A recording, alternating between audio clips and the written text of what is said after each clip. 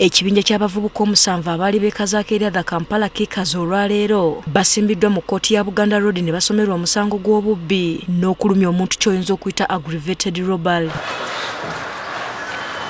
Bano okukwatibwa balabikira mu katambi ka kamera nga bakulembeddwa mu Derek Mugisha eyayita Musota bakakana ku musajja Thompson balina Mugisha ku luguudo lwa Ben Kiwanuka ne bamukuba tteke n'agwa ku ttaka ne bamubba. Twasanga aluzinze ne stability nga tasobola kutambula nga tulina okumukwatirira omuntu omu na holdinga left omulala na holdinga right nasobola okugaininga that stability nasobola okutambula. Abavubuka bano bali wakati wa myaka 14 na 22 era omulamuzi Ronald Kayizi abasomedde emisango gyabwe.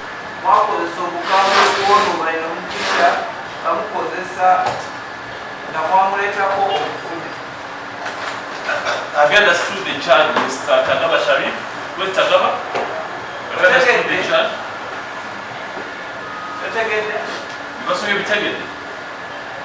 Bano bakkiriza okuzza emisango gino era ne balabibwako ne wiiki ewedde nga balaga poliisi engeri gye babadde basambamu abantu okubabba.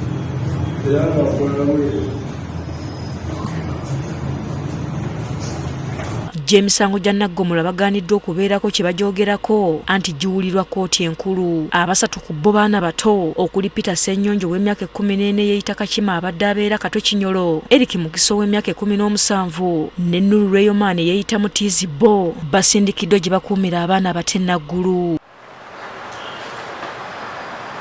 Atashirafu Tagabo w'emyaka 19 ngono yeeyita Musoga, Muhammad Kabuyo w'emyaka 21 nga yeeyita Biriga, Victor Alindo w'emyaka 22 nga musituzi wa migugu bo basindikiddwa e Luzira. And S6 Arina Victor, who is also an adult, will be remanded at Luzira Upper Prison. Kati bano balagiddwa okukomezebwawo mu kkooti ng'ennaku z'omwezi 18 omwezi guno. Asfa Nanvuma agafeeyo ku Spark TV.